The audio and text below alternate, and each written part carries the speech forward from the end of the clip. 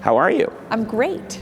I have just a quick memory of being at the White House once for an outdoor event, and you drifted by, and I just said, what is it like to live in the White House as a kid? And you said, sometimes they have these big state dinners, and I'm supposed to do my homework, and I just sit at the top of the stairs and listen to what's going on and wish they'd keep it down. And I was like, that's such a great perspective on a really nice, normal kid living in the White House. I think we are going to move it to questions now, and we should start over here.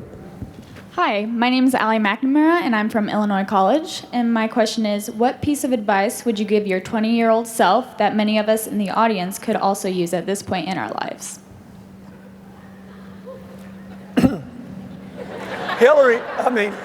Chelsea and Conan can easily remember what it was like to be 20. But I do remember. My only advice is that, and I don't see this sadly, it doesn't take long to live a life. And the fuller it is, the faster it goes. So, all of you are part of a relatively recent phenomenon in human history.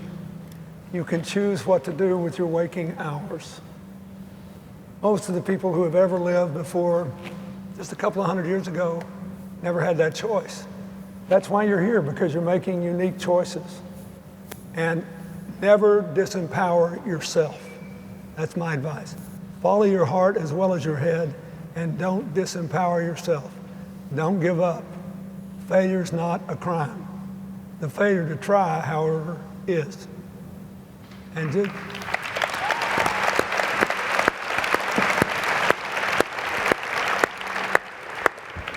My message would be about skincare. It ruined my social life. Avoid oily foods, that's all I've got. You're Irish, you gotta be careful with your skin. I know, I'm Irish. 5 minutes in the sun and I look drunk. So sunscreen, too, is probably... Lots of sunscreen. Lots of sunscreen. Yeah, when I go to the beach, I look like an old woman. Giant hat. How about you? Do you have advice for your younger self? I think I'd like to echo something that my dad said earlier, and something that we talked a little bit about in the afternoon plenary, which is to always be open to possibilities, to never lose curiosity and the humility to be curious and to be inspired to do something unexpected, unanticipated, unforeseen. I think it is important to have a plan. But I also think it's important to have the comfort to deviate from that plan if something more compelling, an opportunity, a partnership, sometimes even a person comes along that was not in the plan. All right. Next question, yes. Hello, my name is Latoya Gonzalez, and I'm a student from Miami-Dade College. And my question is, if you all were back in college, sitting in one of these seats, what would be your commitment to action? Great question. That's a good question.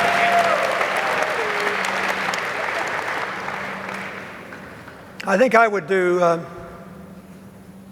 I would have two, if you'll give me two. You can have, he can have two. Yeah. Can he? He can have two. First of all, I would,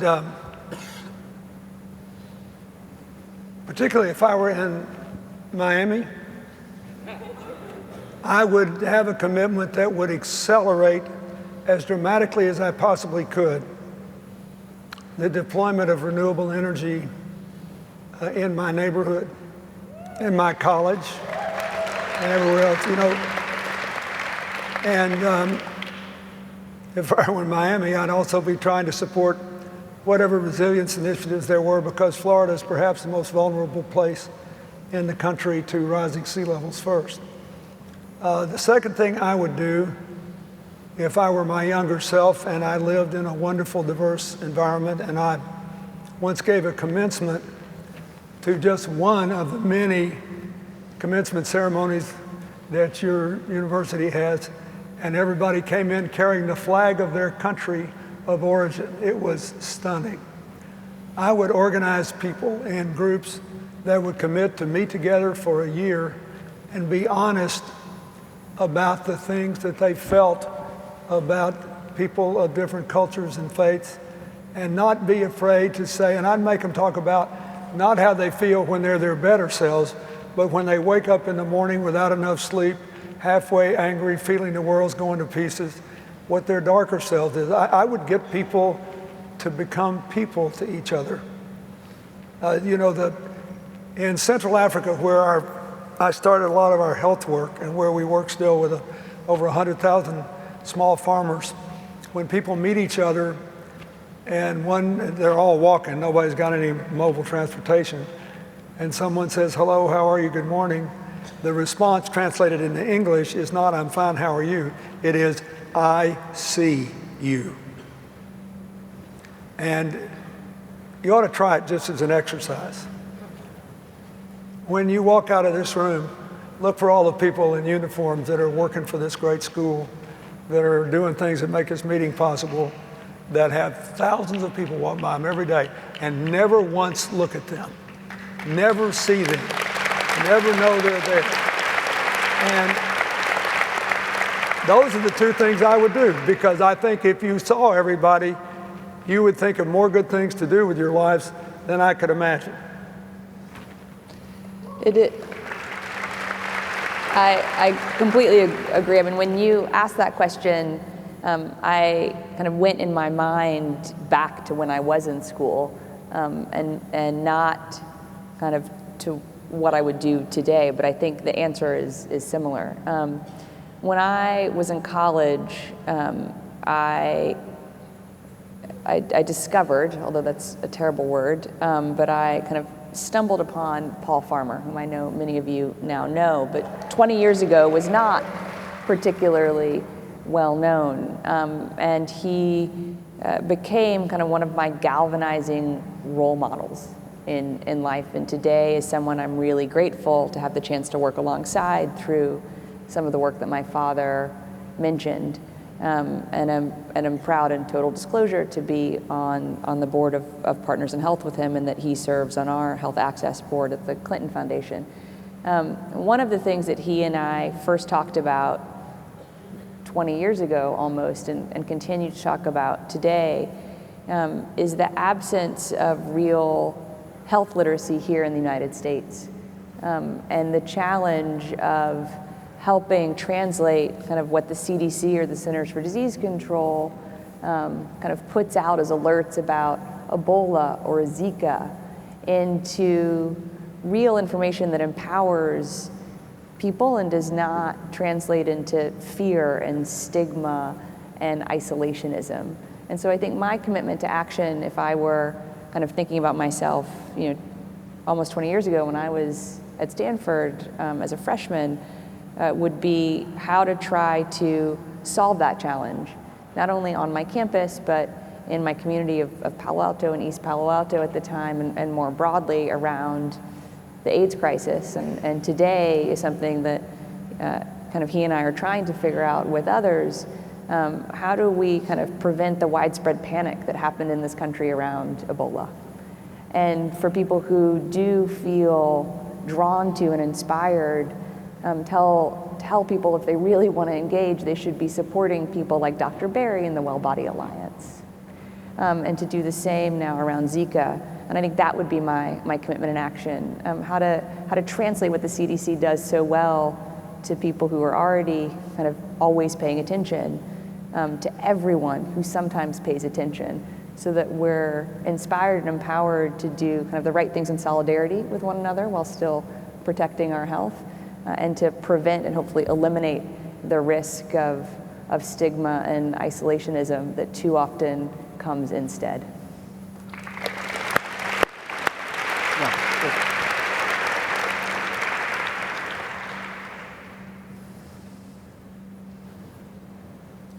Mr. Conan O'Brien, I originally came across CGIU by watching your show.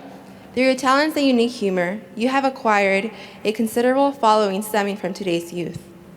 How do you act on and take advantage of this platform to influence tomorrow's leaders and raise awareness on the critical issues of today and tomorrow, such as those dealt with here at CGIU? the fact that I'm up here with these two and you're asking me a question is incredibly flattering. Thank you very much. I mentioned YouTube earlier. I started in 1993, back in the old days when there were 3 networks. Now we live in a world of YouTube, and what has been stunning to me is that my work is now in parts of the country and seen by young people that I didn't even know they had access to what I was doing. So I had an experience 6 weeks ago. I was getting a lot of mail from Seoul, Korea, and South Korea, and I didn't, just one, that's great. I didn't understand why I was getting these gifts from Seoul, South Korea. I didn't understand because I checked and they said, you're not on there. And of course, I'm stuck in the old way of thinking. I decided to go visit South Korea. I got on a commercial flight. I took a camera crew with me. We arrived at the airport. The footage is on YouTube. I get there and there's 2,000 screaming men and women screaming, and flashbulbs and pushing and shoving, and they've got signs and they're crying. And they're so, in a good way, crying. Not in America, they cry in a bad way. And I'm very honored by that. I think by nature I'm a humble person, but I very much believe in almost a quasi kind of diplomacy that you can do. My humor is I often make fun of myself. When I went to Cuba a year ago, when I went to Armenia, when I went with the First Lady, Michelle Obama, to Qatar Air Force Base, when I just went to Korea, I try to be the silly American who's trying to learn their ways. And I try to humble myself. And so often my greatest joy is someone who doesn't even speak my language laughing at me, because I can't eat their food, I'm butchering the language, I'm doing the best I can. I think America has an image in this world of maybe we're arrogant. Sometimes people see us as only caring about ourselves and having a solipsistic worldview, and it's just all about us. When I go to these places, I like to show them an American who is happy to be laughed at, is happy to humble himself and be silly. And I think in a way, that is how possibly, in some tiny, tiny way, I can contribute. Everywhere I go, people from different countries, because I've started playing video games, and that has gone viral across all these different countries in the Netherlands, people come up to me who don't even speak English and they start hugging me. And it's creepy. No, but it's really nice. It's really nice. And I try to let them know that the person they saw on that video in their home country is really that person, and I'll give them the time that they need. And so it's a small way, but I'm trying to spread that concept of what Americans can be like, which is I'm humble about it, very humble about it. Yes, who's next? I think I have to go with the microphone, yes. I don't want to exclude anyone. I want to make sure I do this the right way. Yeah, go ahead. Hi, my name is Amelia Colban. I'm a student at Columbia University, and I'm working on a team called Flip National. Thank you all for creating this space. As a founding member of Flip National, I'm proud to work on a team committed to promoting first-generation and low-income student communities. This weekend, I'm even prouder to be a member of this incredible generation of leaders. To have the space, support, and resources necessary to develop commitments like these we're discussing here is an astounding privilege.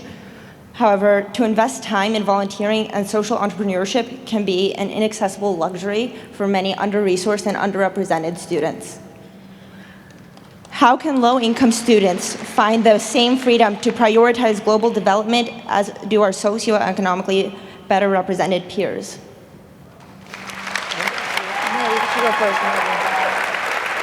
Well, first, let's start here and then go down to the campus level.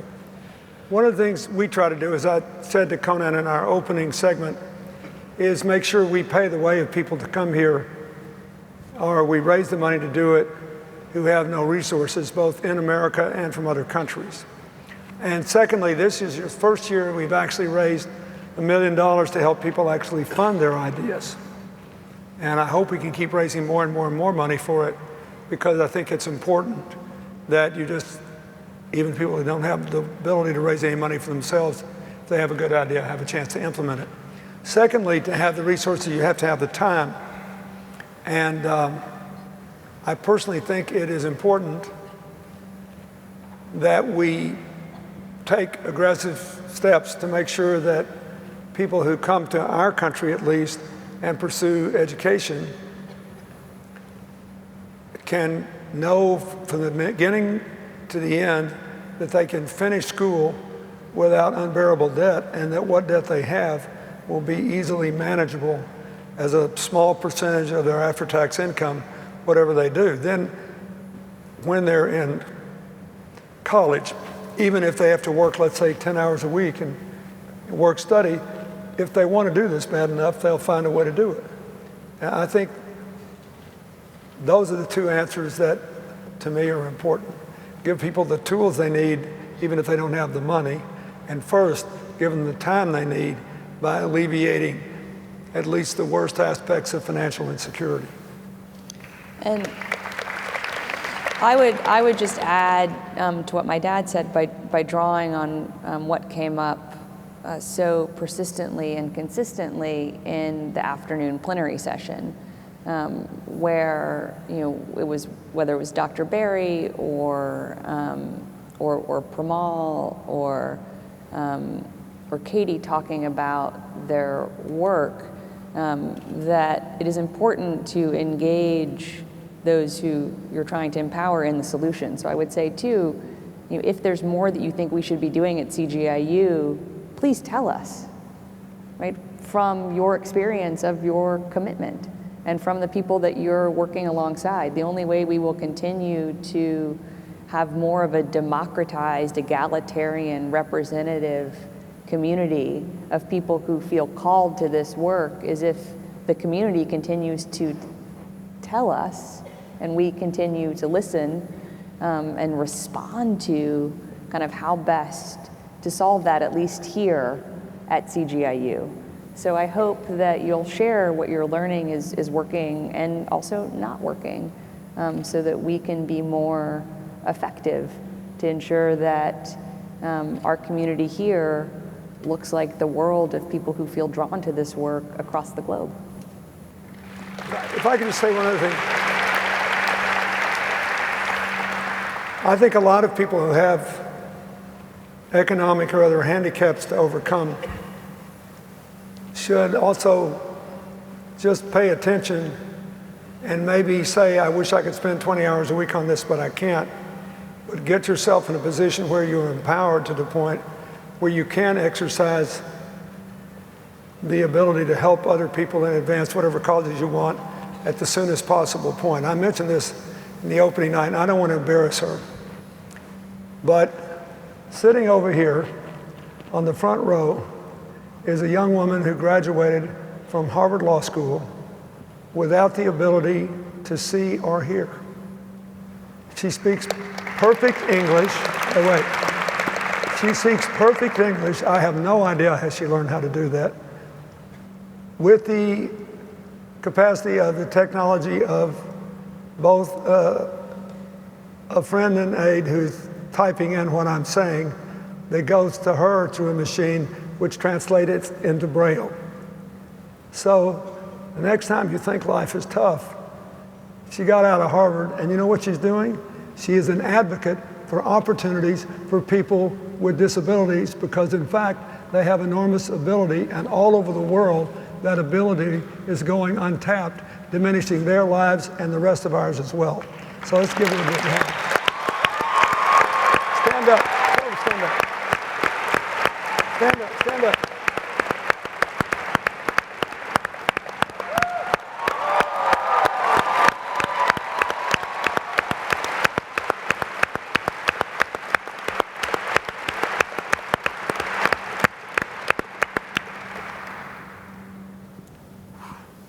Hi, I'm Navika Shukla from Chicago, and my question is, social issues are so complex and intertwined with one another that oftentimes well-intentioned interventions end up creating more problems than they solve.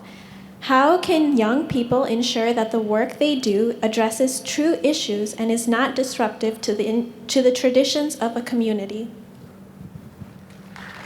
I think again, this came up on our panel earlier, which was about unintended consequences and how to design to be conscious of them and respond to kind of unintended and unexpected consequences when they arise.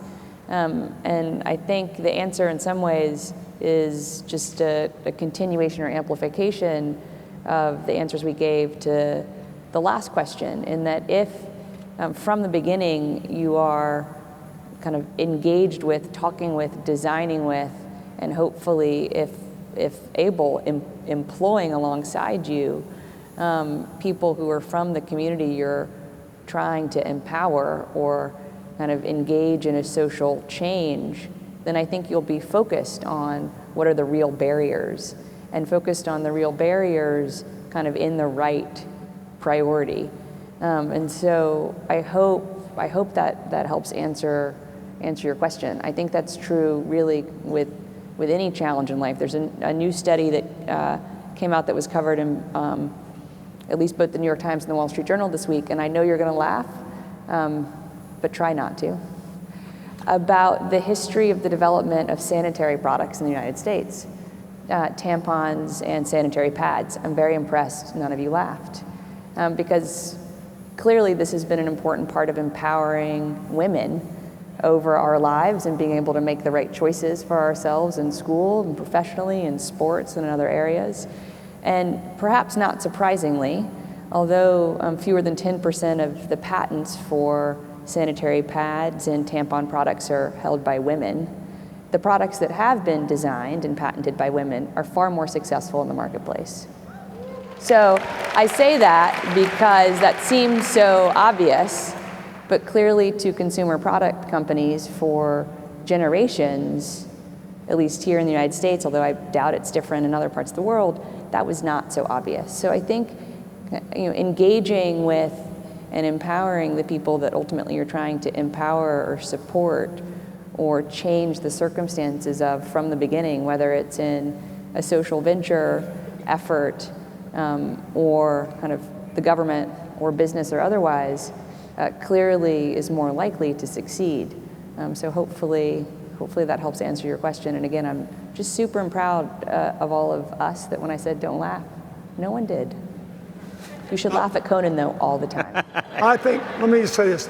I think that's a really important question. I think it is becoming increasingly less prevalent among donors, but a lot of governments, including ours, have made a lot of mistakes over the years by deciding in advance what people need and then doing it and figuring out how best to do it and doing it and saying we're putting up the money, we're going to do this. And the road to hell is paved with good intentions. You have to not patronize people you're trying to help, and you have to realize the help you're really trying to give them is empowerment. And you have to be willing to listen and change course. And I'll give you two very quick examples. A friend of mine who has been very active in our foundation is Canadian, and he had this idea because if Peru has all kinds of minerals and wonderful things, and there's lots of mining down there, and a lot of it done by foreign countries have been incredibly controversial. So the Canadian mining companies, which had the best reputation, wanted to see if they could put up some money with their allies to basically redo the economy there so that the countries would be better off when the mines played out than when they were running. Laudable goal. So the then president of Peru welcomed us down there, and we were designing it, and he said, but wait, first I have an emergency.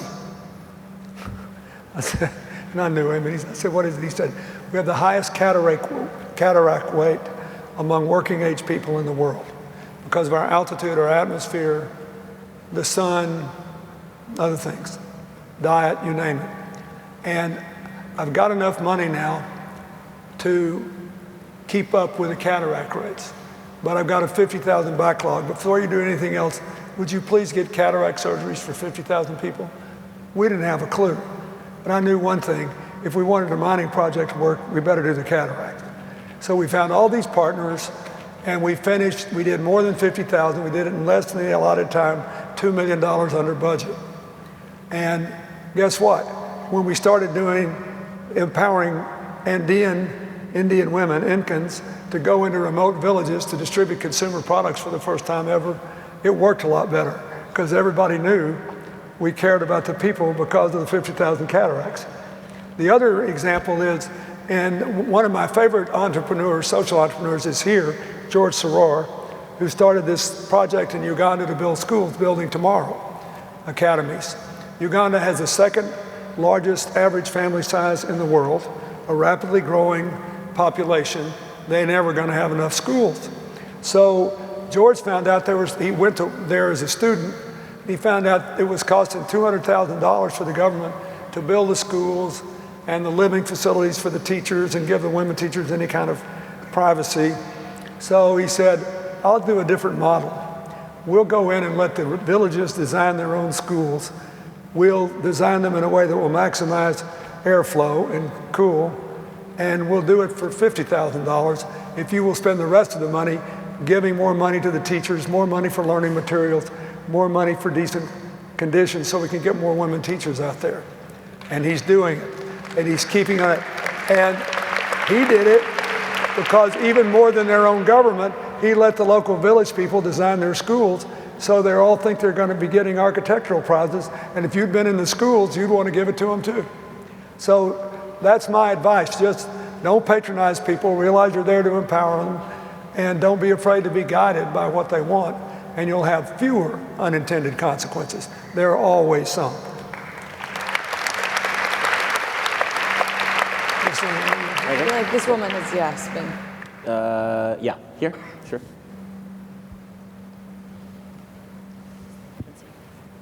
Hi, my name is Hannah Kim from George Washington University. My question was, how should you react to people that believe that some social problems are not really issues, so like mental health and climate change? Well, were you at the panel on mental health? I was not, unfortunately, this morning. In our country, it is one of the most, and I think this is true throughout the world, but in the United States, it's one of the most under-resourced challenges we have. But I will say this, there is a general movement, and of course, and Conan asked about the bipartisan polarization. One of the most hopeful things that's happened, there's no money behind it yet, but there will. The United States Senate voted 94-1 about 10 days ago to treat the heroin and prescription drug epidemic that is sweeping across America as a public health problem, not a crime problem, and to deal with it,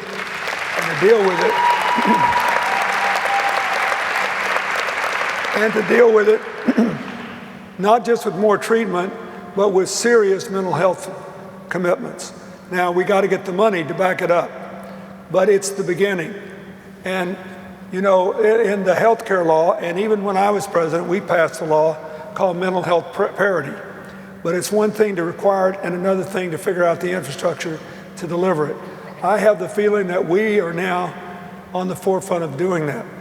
And in a lot of the natural disaster areas that I've worked in the last decade or so, in the aftermath of the tsunami, in the aftermath of Haiti, we finally began to have people realize, and in Katrina, in the Gulf Coast, that we really needed serious mental health supports in the aftermath. So I think the world is waking up to this. It's going to require a lot more trained people, a lot more resources, and a lot more integration into healthcare so we stop dividing in our own minds physical and mental health and realize it's a continuum. But I think we're getting there, and this is one space, since you're sort of present at the creation of taking this to scale everywhere, where the NGO movement and all of you could have a profound impact everywhere. Look at where I'll give you another example. Look at all the minority religions that are caught up in the Middle East. I recommend a great book called Heirs to Forgotten Kingdoms, which is written by a career British diplomat who's fluent in Arabic and Farsi, about all the little-known religions in the Middle East who are at risk of extinction now in wars involving larger blocks, and what can be done. A lot of them have been saved, but they're very traumatized. A lot of people, if you got the largest refugee population since World War II, I predict there is a far higher percentage of them suffering from serious mental health problems than itching to go blow somebody up with a bomb. So you have lots of opportunities out there, if you care about this, to show how the money can best be spent and to prove that it can make a real difference. And I just want to add a couple things to that. If you look at the data around the world, kind of mental health is one of the most stigmatized areas still, almost universally, unfortunately. Climate change is almost a particular issue to the United States. We seem to be the only country in the world that still has some resistance at a national level to believing that climate change is real and global warming is happening, and therefore we need an urgent response. So I say that just as a bit of context. I want to add two things to what my dad said. One, I think that on mental health, this is partly why the examples he gave is so important, because if there are actual services, and if those services are provided whether by kind of the government or government aid agencies or NGOs, I know Partners in Health, MSF, Doctors Without Borders, the Mercy Corps, the International Medical Corps, I mean, a number of organizations that are engaged in crisis situations are trying to really ramp up their mental health services. They're actively recruiting psychiatrists, psychologists, social workers, social workers, yes, to be able to complement the medical staffs that historically they've deployed, because they recognize that they have a real responsibility to their own Hippocratic oaths to be able to provide the types of counseling and recovery and post-traumatic stress services to the people that they're treating for injuries or tuberculosis or the aftermath of gender-based violence. So I think we're moving in that direction, but anything kind of that we can do to support that from a awareness standpoint, from a funding standpoint, I think we should do, because I think when services are present, that's an important part of eliminating the stigma and shifting the perception. The second thing I would say is clearly young people have demonstrated how powerful we collectively are in this country in the almost revolutionary shift in less than 20 years in the views around equal marriage. And so I bring that up because we have clearly exerted profound influence over our grandparents and our parents' perceptions of what is first acceptable, at least on this basis. Some of you are laughing. And true. Thank you, Dad, Exhibit A. And to a normative sense. And if we look at the climate change kind of polling here in the United States, middle school kids are even more aware of the realities of climate change than college-age students are, who are even more aware than kind of people in their 30s and 40s, and even more aware than people in their 50s and 60s. So just talking about and not taking for granted that people know things that you know, kind of elevating the voice of people who are even younger than you are to be advocates to their parents, to their grandparents, to their communities about the challenges, but also the opportunities of climate change, I think is not to be underestimated, because we've seen the real impact of those personal conversations and dialogues in families and communities and real social change, even in our lifetime, and some of us clearly have been part of that in a positive sense. All right. We've come to the conclusion, I'm getting the signal that we have no more time for the question section of this program. I want to personally thank everyone for letting me crash this party, having me here at the Clinton Global Initiative University at UC Berkeley. This was fun. Mr. President, What's going to happen now is Chelsea and I are going to leave, and you are going to, I think, take the podium and wrap up this incredible weekend. So thank you for having me. This is a real honor.